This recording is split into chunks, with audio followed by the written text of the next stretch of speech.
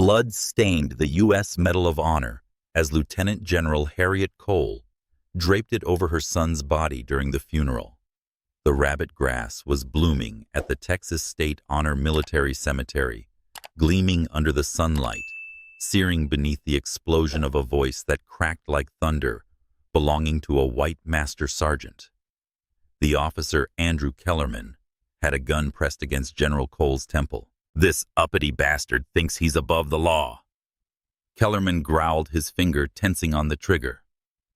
Despite 20 armed police officers and hundreds of witnesses, no one moved. Harriet held her breath, her voice choked. "Today is not your day."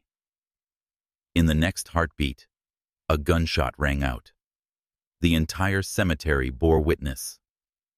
3 days before the horrifying event, Harriet Cole landed in Houston with a look as cold as it was pained. In 35 years of service, she had commanded 3 of the toughest combat zones and earned more medals than any black female officer in military history. She had survived it all, except for one thing: burying her son. Her expression was stone-carved as she stepped off the plane. Passengers stared with admiration, understandable, given the crisp uniform and rows of gleaming medals. A little girl ran up to ask for her autograph. Her parents said, "You're meeting a real hero." But everything fell apart at the security gate. A white police officer, Kellerman, stopped General Cole. "Additional random screening," he said. "I already cleared security at my connection." Harriet replied calmly, handing over her military identification. Kellerman examined it with suspicion. "This card looks fake. A woman claiming to be a lieutenant general. Did you steal this uniform?" The entire area fell silent. Harriet stayed composed. "I'm on my way to bury my son, a captain who fell in Afghanistan." Kellerman gave a short laugh. "Touching story. Makes that uniform look even faker." The interrogation lasted 2 hours. General Cole was ordered to remove her uniform jacket, was interrogated under bright lights, and threatened with force if she resisted. When her daughter Jada Cole arrived to intervene, Kellerman warned, "Both of you will be arrested." Eventually, they let her go without a single apology. She walked away with her head high. Jada clenched her teeth. "We need to fight this." But Harriet gripped her daughter's hand tightly. "First we bury Marcus. We'll place our pain in silence for now. A man who gave his life deserves better than a headline." But she had noticed something strange. Kellerman was on the phone. "Target confirmed. The lioness has arrived." This was no longer about racism alone. It was the sign of an entire system. 3 days before the funeral, the military aircraft carrying Lieutenant General Harriet Cole landed at Houston International Airport, bathed in a dim golden sunset. Her formal uniform gleamed faintly under the fading light, the Medal of Honor catching glints like a silent witness. Every step across the tiled floor brought a new wave of pain as she recalled the casualty report about her son, Major Jordan Cole, who had fallen in Afghanistan. As the first black woman in U.S. history to attain the rank of Army Lieutenant General, Harriet had faced every imaginable battlefield. But no war zone was more brutal than preparing to bury her only child. Just as she passed through the security checkpoint, a cold voice called out, "Random screening." "Step this way, ma'am." The speaker was Security Officer Bradley Riker, a stocky white man with eyes like cold steel. His gaze didn't fixate on her documents, but on her face, her skin. "You may verify my military ID," Harriet said evenly, handing over her identification card and travel orders. "I'm en route to my son's funeral." Riker picked up the ID and examined it with exaggerated skepticism. "This looks fake. A black woman like you, a lieutenant general, who would believe that?" The air around them thickened. Passengers stopped mid-step, turning toward her. Some looked down, others turned away. Harriet held her expression steady, though inside her blood was boiling. "You're insulting not just me, but everyone who's given their life for this country. she said, her voice low but firm. Riker didn't back off. He demanded she remove her military coat, stripped away her medal, and verbally undressed her, as if decades of earned honor could be discarded in a 2-hour interrogation. When Harriet's daughter's civil rights attorney, Alina Cole, arrived to pick her up, Riker threatened to arrest her for interfering with a federal screening process. Eventually, Harriet was released without an apology. But that silence was a declaration of war. As they walked out of the terminal, Alina nearly exploded. "We can't let this go, Mom. That man abused his power, and he knows it." "We'll deal with it," Harriet whispered. After the funeral, Jordan comes first. She didn't know that at that very moment, hidden in a shadowed corner of the parking lot, Riker was on the phone. "Target has landed," he said briskly. "Gatewatch is ready to move." On the other end, a deep male voice replied, "Excellent. Let her think she's still in control. We'll remind her that not everyone in uniform can speak." The 3-room red brick house of the Cole family, nestled in the historic 3rd Ward of Houston, had long stood as a symbol of pride for the African American community. Every photo on the wall marked a legacy of service: Harriet's grandfather, who fought in Korea, her father, a Vietnam War veteran, and Harriet herself, followed by her son Jordan, warriors of 3 generations. That night, while the rest of the family busied themselves preparing for the funeral, Harriet quietly slipped into her childhood room, now preserved as a family honor lounge for the veterans in the house. Surrounded by old memorabilia, she let herself cry for the first time since hearing the news of Jordan's death. A soft knock cut through her thoughts. Her father retired. Colonel Luther Cole entered slowly, with the help of his cane. At 81, his back was still as straight as a drawn bow, his commanding presence undiminished. "They say Jordan died from enemy fire in Kunar," he said bluntly. "But I don't buy it." Harriet turned, voice hoarse. "What do you mean, Dad?" "The military report said clearly." "Exactly. Too clear. That's what makes it suspicious." Luther pulled an envelope from his coat pocket. "This came 2 days ago, addressed to you." I almost opened it. Inside was a small USB drive and a handwritten note. "If anything happens to me, Mom, keep this. Don't trust anyone but you. Jordan." Harriet's hand trembled as she inserted the USB into her laptop. Dozens of folders appeared. The titles made her pulse spike: racial bias in deployment orders, Gatewatch, structure and members, target profiles, black officers returning from Afghanistan. Jordan had secretly been investigating a network of police and Houston-based officials involved in the silent harassment, detention, and even elimination of black officers, especially veterans, once they returned home. The evidence included lists of suspicious arrests, fake search warrants, and disabled veterans who had been beaten without anyone held accountable. As Harriet scrolled further, she froze on a surveillance photo. It showed a group of uniformed officers gathered at a nighttime meeting. At the center was Officer Bradley Riker, the very man who had humiliated her at the airport. "He's not just a racist cop," Harriet said quietly. "He's a member of Gatewatch." Luther nodded gravely. "Jordan once told me something was off in the deployment unit. Black officers were being sent to the worst hotspots, while white soldiers were kept in the rear." Before Harriet could respond, the door creaked open. Alina entered, flanked by a stranger, a nervous-looking young Asian man in a police uniform. "Mom," Alina said quickly, "this is Officer Daniel Cho. He's the one Jordan trusted when he began his investigation." Cho showed his badge, then lowered his voice. "Major Cole reached out to me after a black Navy officer was nearly beaten to death at a checkpoint. The police claimed he resisted arrest, but he was a decorated commander with no history of violence." He looked around the room, then added, "Gatewatch has people everywhere in the police department, courts, and local military offices. They see people like Jordan as a threat to order. And I believe his death wasn't from combat. It was orchestrated." Harriet's eyes drifted back to the screen. She opened the final folder, revised deployment order. Pentagon confirmation. A string of emails loaded on the screen. The sender was a high-level military account requesting Jordan's reassignment to a strategically high-risk combat zone just weeks before his death. The official reason: strategic repositioning. However, attached was a CC for the Houston Police Department. A horrifying truth collapsed onto Harriet. Jordan hadn't just died in the war.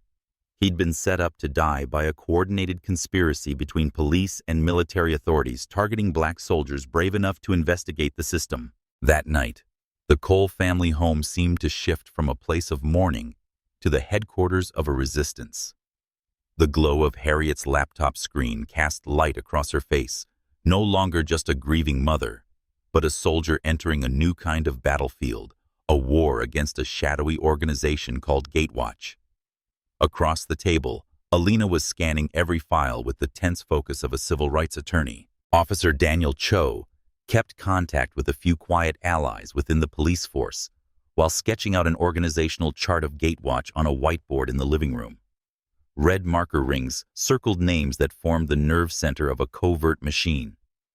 Chief Derek Gaines, commander of the Houston Police Department, maintaining a progressive public image while secretly colluding with Gatewatch. Officer Bradley Riker, his right-hand man directly overseeing harassment.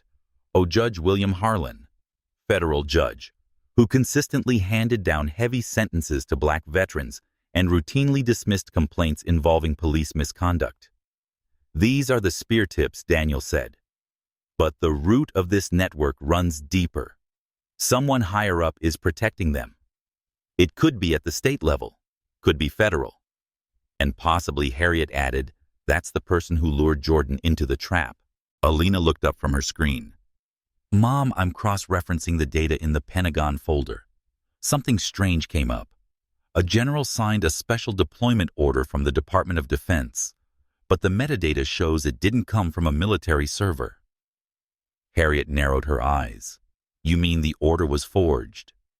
Not exactly forged, Alina replied, but authorized through power from elsewhere, possibly from the office of Senator Howard Maxwell. Daniel stood up abruptly. Maxwell. He was Houston's police chief before entering the Senate. He has a long history of maintaining order in selective ways. A senator, Harriet said quietly, could pull strings to deploy a unit into a deadly combat zone, knowing full well they won't return. If that's true, then Jordan's death wasn't a tragedy. It was murder. The doorbell rang. Everyone jumped. Alina reached for a taser. Daniel drew his firearm. Harriet raised a hand for silence and walked to the window, peering through the blinds. It was Major Clarence Bell Jordan's former commanding officer. With him were 3 soldiers, men who had served alongside her son in Kunar. We came to attend the funeral, Bell said, voice low. But after reading Jordan's last email, I realized I had a greater duty. They brought a printed archive of evidence. Jordan had collected surveillance images, emails, and internal complaints that had been ignored. Jordan divided the data into 3 parts, Bell explained. 1 part he sent to his family, 1 to me, and the last, to a whistleblower inside the system, who Harriet asked. Bell sighed. An internal affairs officer, someone who secretly reopened an investigation that Riker had shut down. Her name is Sandra Martinez. Daniel's eyes lit up. I know her. She once questioned me about signs of abuse in the patrol division. If Martinez is still alive, she's the key. Just then, Daniel's phone buzzed. A brief coded message from an internal source. Martinez did not show at safe location. Hospitalized. Multiple injuries. Possible assault. Harriet stood silently for a few seconds, then turned to the group. Gatewatch is striking back. They know we're piecing together the puzzle Jordan left behind. Then we make one thing clear. We don't retreat. She placed her son's folded flag on the table, her eyes unwavering. We start with Martinez. Then we move up the line, Gaines, Riker, and if necessary, Senator Maxwell himself, not for the honor, for the truth. The next morning, light rain fell over Houston. In the emergency room of Memorial Heights Hospital, Sandra Martinez, the internal affairs inspector who had been neutralized for trying to investigate the case involving Officer Riker, lay unconscious. Her face was bruised, one arm in a cast, 4 ribs broken, and her skull fractured. Outside the ICU, 3 police officers stood guard. However, none of them belonged to Daniel Cho's team. Harriet Cole, dressed in a deep blue uniform with a black mourning band, entered with Daniel Alina and Major Clarence Bell. Walking behind them was a tall black man in a gray suit, FBI agent Raymond Carter. Carter had once worked with Harriet when she was the Southern Region Military Inspector General. This time he returned as the only one capable of unlocking a hospital sealed off from the inside out. Daniel whispered, "The 3 officers outside are from Regional Task Force E, the same unit Riker used to train." Alina frowned. "They're not guarding the patient. They're guarding the evidence." Carter nodded, pulling out a file folder. "We have a federal warrant. Sandra is a living witness in the Gatewatch investigation, and her life is at risk. Your presence here is no longer lawful." Carter's cold tone made the 3 officers hesitate. After a rushed call from their superiors, they reluctantly withdrew. Carter stepped into the ICU. The sight before him left him silent. Harriet approached the hospital bed. She gently brushed Sandra's hair. "She warned Jordan from the beginning," Major Bell said. "She was the first to confirm the name Gatewatch was real. Every file she collected vanished from the police system except for one clip." Alina pulled a USB drive from her coat pocket. "Jordan sent it to Mom. She kept it for me." Alina plugged the USB into her laptop in a nearby waiting room down the hall. The video played a hidden camera in a 6th-floor conference room at the Houston Police Department.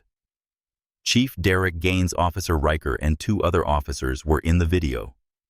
The voices were clear and distinct. "Increasing the number of black officers in the force is a sign of decay. We must preserve discipline, the order that has kept this city peaceful for 100 years.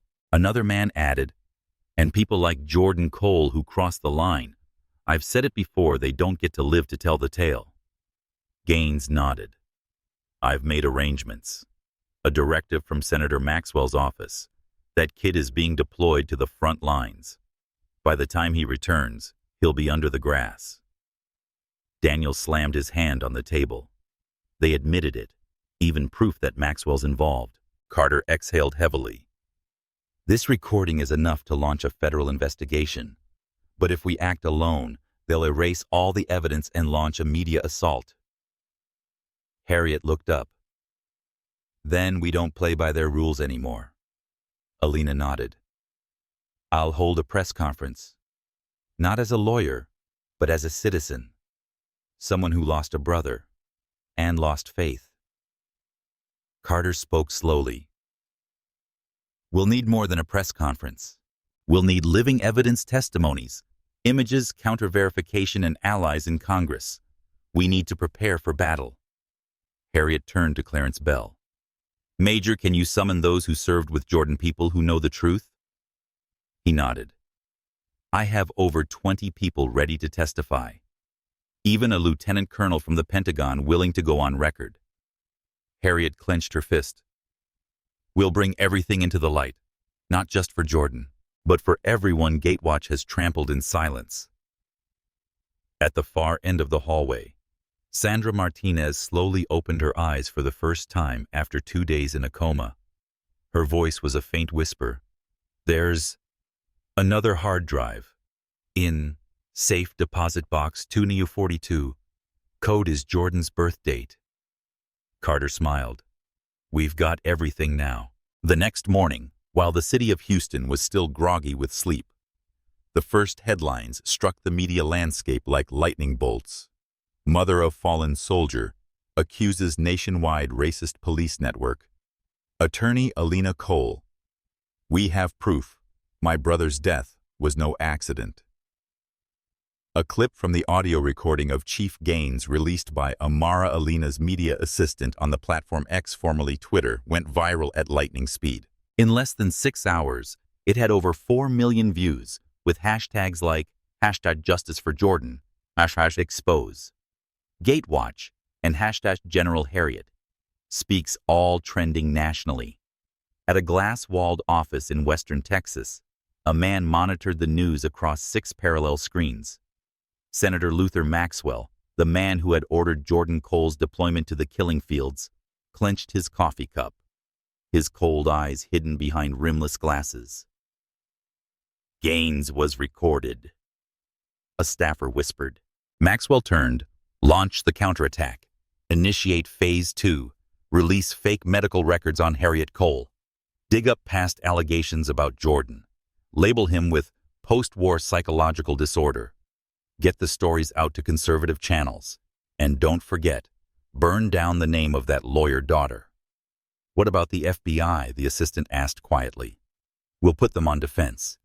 Leak some sources about misconduct inside Carter's task force.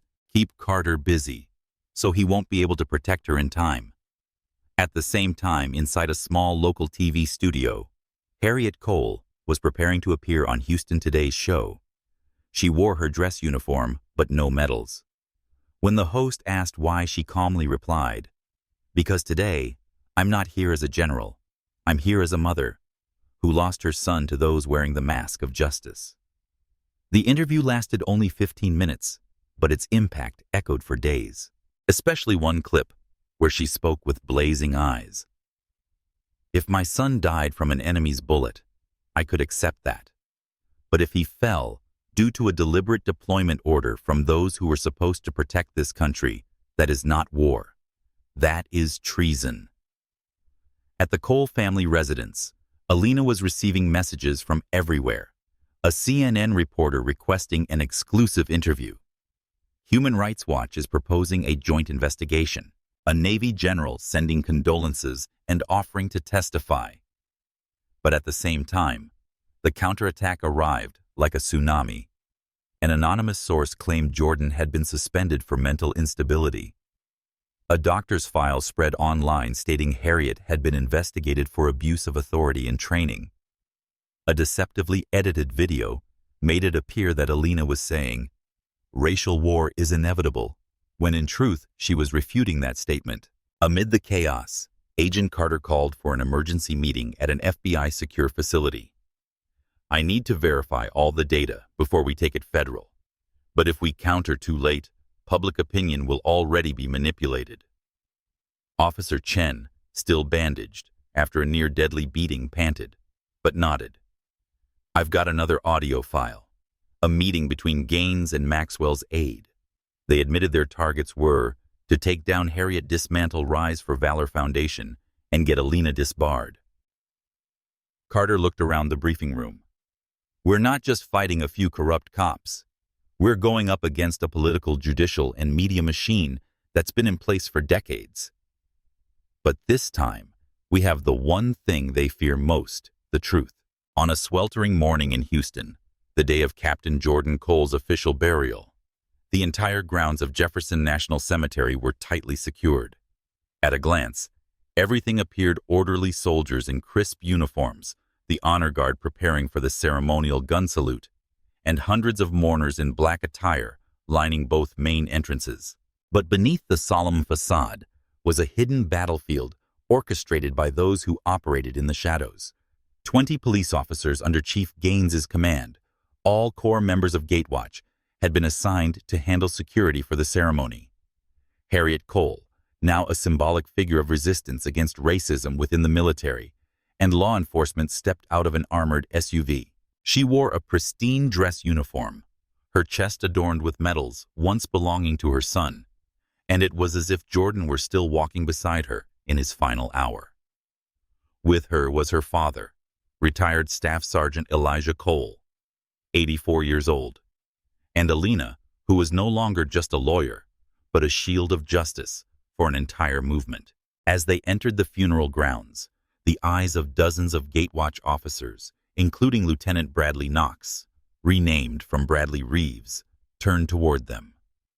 No greetings, no salute. Only the cold stare of hostility behind blank expressions.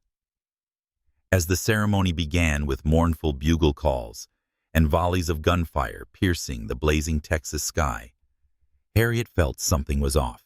She glanced at the independent media crew which Amara had arranged to document the event. Suddenly, 3 cameras were ordered to stop filming due to technical issues. The audio crew reported signal loss. Alina looked around. Something's wrong. This is the first move in an isolation tactic.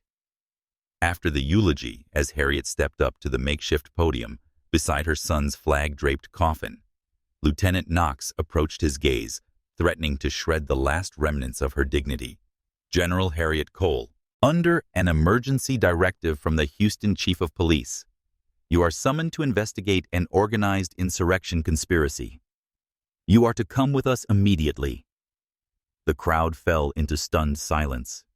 Harriet remained still. I am at my son's funeral. Knox gripped the pistol at his hip. Federal Judge Hartwell signs the arrest warrant. We are authorized to use force if necessary. At that moment, Elijah Cole rose from his seat, leaning on his cane, and roared, "You're arresting a general at her son's grave." In front of soldiers and civilians, Knox did not flinch. But just then, FBI agent Dominic Carter and a team of federal agents stormed in flashing badges. "Stand down. Any further action will be considered federal interference. The FBI is now taking over this case." A gunshot rang out. No one saw who fired, but the shot shattered the solemnity of the ceremony. Knox immediately pointed his weapon at Harriet. "She's armed," he shouted. No one believed him, but Gatewatch had rehearsed this moment. Another officer yelled, "Surround the target. She's reaching for a weapon." Harriet didn't move. Her hands remained on her chest over the image of Jordan. She said, "If today is the day I fall, I will fall as a mother who never surrendered. But there are no weapons here, only a steel heart and a blood-stained flag." The media cameras came back on at that exact moment. The entire nation watched as a black general had a gun aimed at her head by police at her son's funeral. Just when everything seemed on the brink of collapse, an officer from the Gatewatch unit suddenly raised her gun skyward and fired a warning shot. No one expected it. It was Officer Tanya Cruz, once Jordan's battle partner at the Virginia base. "Stand down. You cannot arrest her. This is an unlawful order." Gatewatch turned their weapons toward Cruz, but the FBI had already moved in. The scene was chaotic, but this time the tide had turned. General Harriet Cole was taken from Jefferson Cemetery, surrounded by hundreds of cameras, soldiers, and civilians, frozen in silent outrage. Though no official federal arrest warrant had been issued, Lieutenant Bradley Knox and the Gatewatch officers insisted on bringing her to the Houston Police Department under the guise of assisting with an investigation.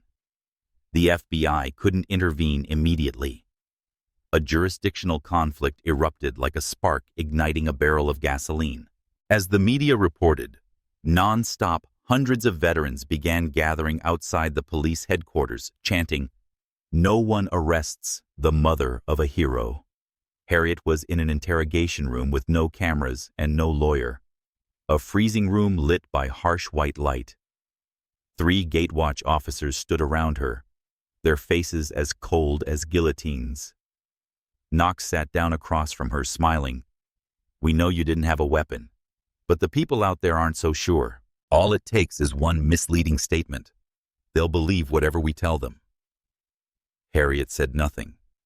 She looked him straight in the eye, the same way she had once stared down the barrel of an enemy's gun in Iraq.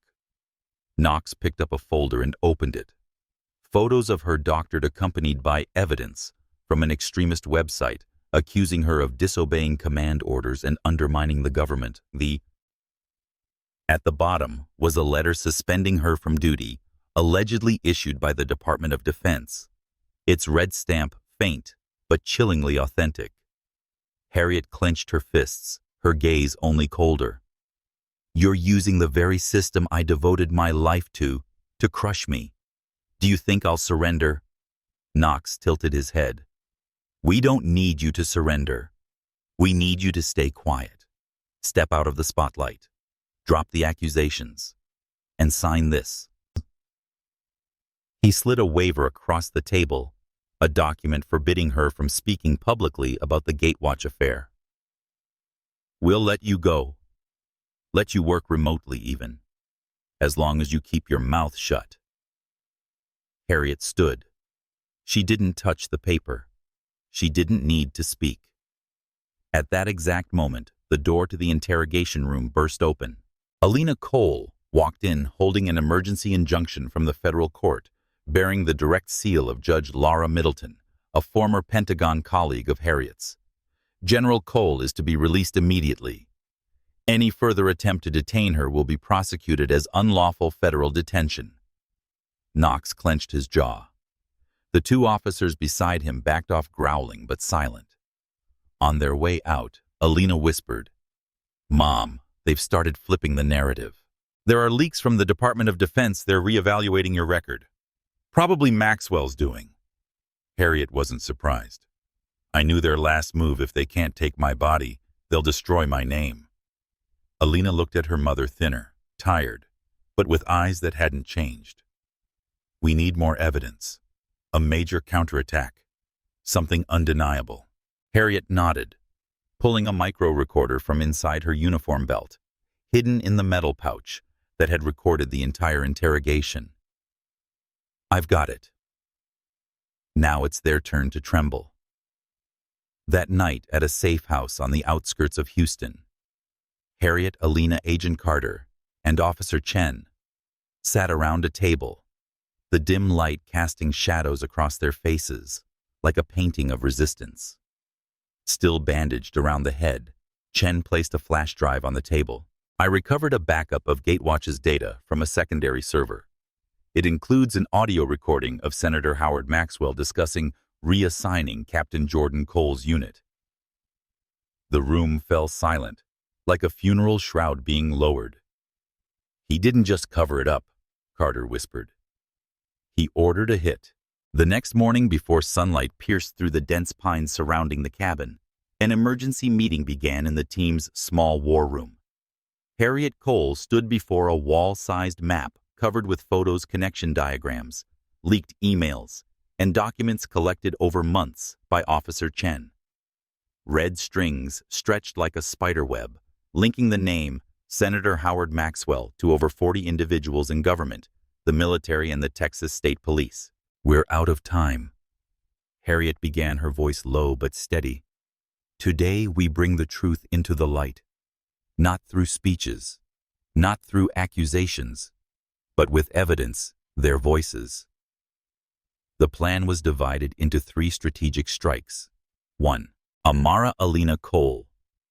To file a federal lawsuit based on the collected evidence and simultaneously submit an emergency petition to the military court and the Congressional Committee to investigate the manipulation of military deployment orders that led to Jordan Cole's death. 2. Officer Chen and Carter. To reach out to new witnesses ready to testify, especially soldiers who had been illegally deployed or threatened by Gatewatch. 3. Harriet. The decisive blow, releasing an audio recording of her conversation with Chief Darren Gaines, where he admits Senator Maxwell intervened to place Captain Jordan in a deadly assignment. At 4:00 p.m. that afternoon, Harriet and Carter walked into KCHU-TV Houston with a small USB drive. This station hesitated to report on her cemetery arrest due to government pressure. But now Carter presented an emergency media release order from the FBI and a witness protection directive. "We have a recording," Carter said, "and it's going to change everything." 5:00 p.m., KHU released a short announcement. "We will air a special message from General Harriet Cole at 7:00 p.m. tonight." Social media exploded. From Washington to Los Angeles, millions waited to see what would happen. 7:00 p.m. Broadcast hour. General Harriet appeared on screen, seated upright in full uniform, with a simple backdrop behind her and soft lighting, highlighting the medals and resolve on her face. I do not speak today for myself. I speak for my son, Captain Jordan Cole, and for every soldier sacrificed in a hidden war, where the enemy is not foreign, but the people in power, hiding in the shadows. Then the screen transitioned to the audio recording. Chief Gaines's voice rang out crystal clear. Maxwell told me, "Cole's digging too deep. Send him to the front where accidents happen." For a second, the nation fell silent. Then, like a digital explosion, the recording spread across Twitter, YouTube, TikTok, CNN, MSNBC, and even conservative networks couldn't avoid it. Simultaneously, Amara filed a federal lawsuit with the Department of Justice, over 300 pages of documents, recordings, and sworn statements. A copy was sent to the Congressional Defense Committee, where Representative Rosalind Harrington, a former comrade of Harriet's, announced an emergency hearing. Immediate results. Senator Maxwell canceled all campaign events. The FBI raided Houston Police Headquarters, seizing hard drives and classified files. The Department of Defense suspended 14 federal officers connected to the deployment manipulation. 11:30 p.m. That night, Harriet received a call from an unknown number. A low, gravelly voice. "You should know. This time, we only went after your name. Next time, it'll be blood." Harriet didn't flinch. She turned to Carter and Amara. "Tomorrow they'll strike back, but we're not backing down, because tomorrow is the day we set fire to their darkness." 5:45 a.m. The next morning, before sunlight could touch the surface of Lake Conroe, Harriet Cole had already donned her uniform. Every medal and every fold was in place, as if she were preparing to march into battle, not onto a battlefield, but into the heart of America. Inside the cabin, Agent Carter tapped the table lightly. "We've struck at their core. The retaliation will be brutal." Amara nodded, her laptop screen flooded with hundreds of newly created social media accounts, all pushing the same message: Harriet Cole is a liar. Jordan Cole died because of incompetence. General Cole is inciting rebellion. 8:00 a.m. The National Defense Security Agency released an internal bulletin. Harriet Cole was officially placed under special security investigation. She was temporarily suspended from her role as strategic advisor to the Department of Defense. In Houston, several local TV stations withdrew their interview invitations. On Twitter, the hashtag #ColeFraud began trending and was pushed by bots. A classic tactic: discredit, isolate, disempower. 10:12 a.m. A reporter from the right-wing publication, American Integrity, published a classified document claiming Harriet had abused her authority to fast-track her son's promotion. Hundreds of affiliate sites simultaneously reprinted the article. An anonymous blog released a doctored photo of Harriet at a party with a disgraced officer who'd once been disciplined for fraud. The entire team bunkered down in the cabin, not out of fear, but because the attacks had evolved into full-scale information warfare. 1:00 p.m. Just as it seemed every media outlet was shutting its doors, something unexpected happened. PBS NewsHour, known for its neutrality and respect for truth, released an independent investigative report detailing 5 other victims of Gatewatch, including a black female officer deployed to a remote base near the Pakistan border under dangerous and resource-starved conditions. Police beat a sergeant in Texas after reporting internal racial discrimination. 2 former soldiers denied reenlistment based on unclear psychological assessments. And most striking, a former military judge, anonymous, confirmed they had once been ordered to re-examine Harriet Cole's entire file by Senator Howard Maxwell. 3:00 p.m. The satellite phone in the cabin rang. It was General Michael Harrington, chairman of the Joint Chiefs of Staff. Harriet, I know you don't need encouragement, but you need to hear this. The senior generals have convened. We stand with you. He continued.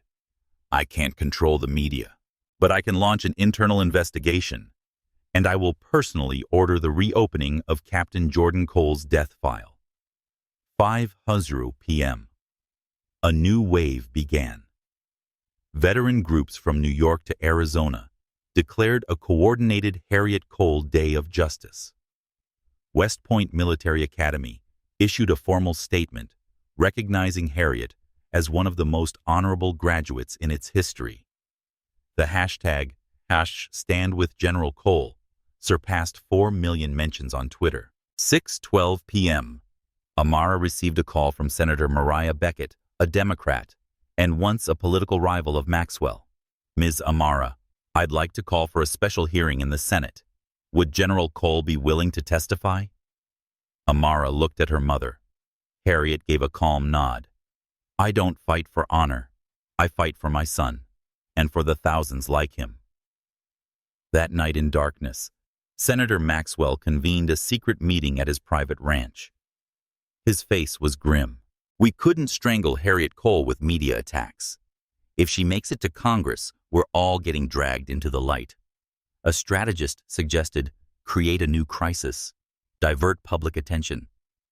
Maxwell gave a faint, chilling smile, his eyes cold as steel. Then it's time to eradicate her. 3:17 a.m. Cabin by Lake Conroe. The wind howled past the window panes. The fourth security shift was changing. In the quiet darkness of the pine forest, a lone figure crept low, staying out of the camera's reach, carrying a small electromagnetic pulse device, a tool capable of turning off all cameras and computers within a 100-meter radius in just 6 seconds. He wore a fake FBI jacket with a name tag reading, Andrews, a silenced pistol at his hip, and in his other hand a syringe filled with carfentanil, a toxin 10,000 times more potent than morphine. Target, Harriet Cole. Order, leave no trace. 3:23 a.m. The first camera flickered and went black. Inside the cabin, Sergeant Nate Burns, a technician, noticed the signal drop, but had no time to react. As he stepped outside to check, PSSHT, a soft sound. Nate collapsed without a word. The assassin slithered to the back door, where Harriet was asleep in a chair, a coat draped over her shoulders. He raised his gun finger, tightening on the trigger, when suddenly, click, a silencer pressed against the back of his head. Hands up. Slowly. The voice was low and cold. It was Amara, no longer the calm attorney, but the heir to a warrior's bloodline. 3:25 a.m. The security system rebooted. Harriet awoke and stood composed like a commander. When she and Carter approached, the assassin was already restrained, zip-tied to a chair. Under the dim light, he stayed silent. No resistance. No identification. Carter frowned. This one's not an amateur. Special ops. Likely from a private contractor. Harriet stared into his eyes. Who sent you? No answer. Amara pulled a hidden ID card from his pocket. It belonged to Cicada Operations, a mercenary group known for safeguarding political assets for corporations and influential figures. The primary sponsor, Wexhall Corporation, a campaign partner of Senator Howard Maxwell. 8:00 a.m. News of a suspected assassination attempt at the cabin spread on Twitter. At first, it was a rumor. But when reporters spotted the FBI escorting a hooded suspect into an armored vehicle, the silence shattered. CNN, MSNBC, and even Fox News reported attempted assassination of General Harriet Cole suspect, linked to Senator Maxwell's campaign donor. In Washington, Congress was preparing for the special hearing. But before Harriet could arrive, a federal district court suddenly issued an arrest warrant for her citing abuse of authority, during her time as a security advisor based on freshly leaked forged documents. Inside the cabin, Amara slammed the table. "They're building a fake case to throw my mother in jail before she can testify in the Senate." 6:00 p.m. Just when everything seemed unraveling, a light broke through. General Michael Harrington, on behalf of the Joint Chiefs of Staff, held a national press conference. "We've verified the documents used against Harriet Cole are fabricated. The Department of Defense will appoint her as a special witness in the upcoming hearing on racism within the military and law enforcement. If anyone thought they could silence her, I'm sorry. You're too late." 9:00 p.m. Harriet, dressed in full uniform, sat inside an armored vehicle leaving the cabin. At the gate, hundreds of veterans stood at attention, saluting her not for her rank, but for her integrity. She looked at Amara and said softly, "Tomorrow, we won't just testify. We will end a shadow empire." 8:00 a.m. United States Capitol, Washington, D.C. Hearing room 7 was packed.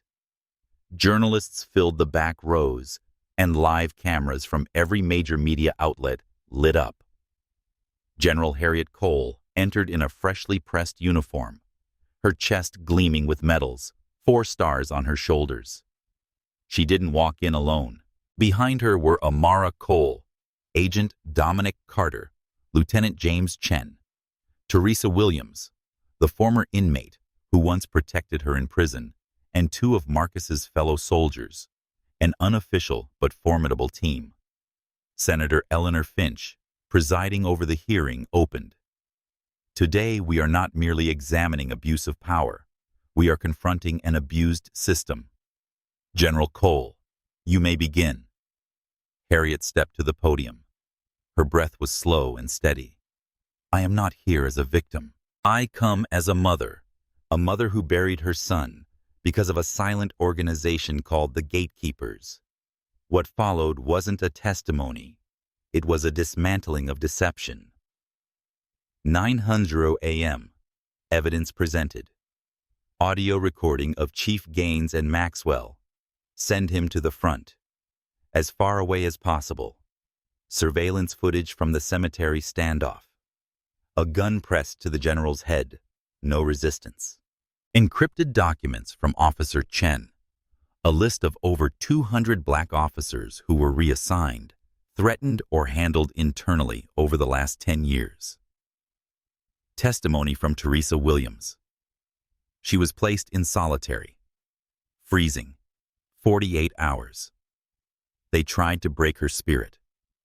Harriet ended with a firm, resonant voice.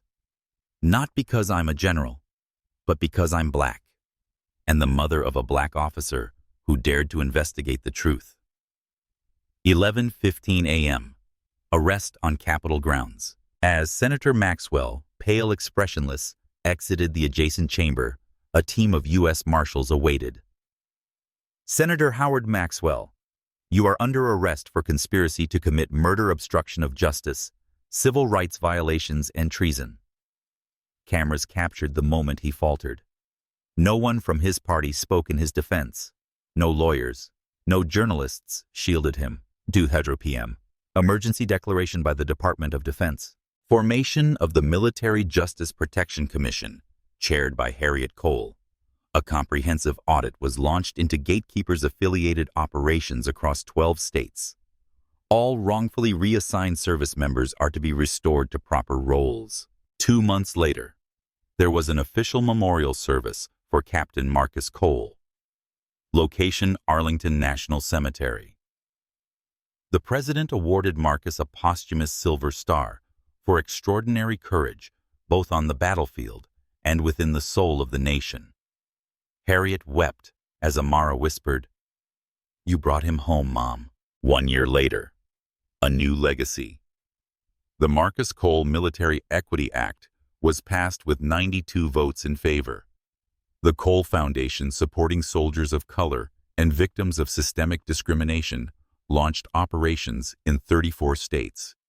Over 70 police officers and 12 judges connected to the Gatekeepers were either convicted or forced to resign. Final words from Harriet Cole, excerpted from her speech at Harvard Kennedy School. Justice is not a destination. It is a march step by step, battle by battle. My son Marcus began that journey. The rest belongs to all of us. From blood on her funeral coat to medals on her chest, Harriet Cole's journey was an epic of a woman, a mother and a soldier who dared to challenge the system. They wanted her to fall in silence, but she turned that silence into a detonation that shook the nation.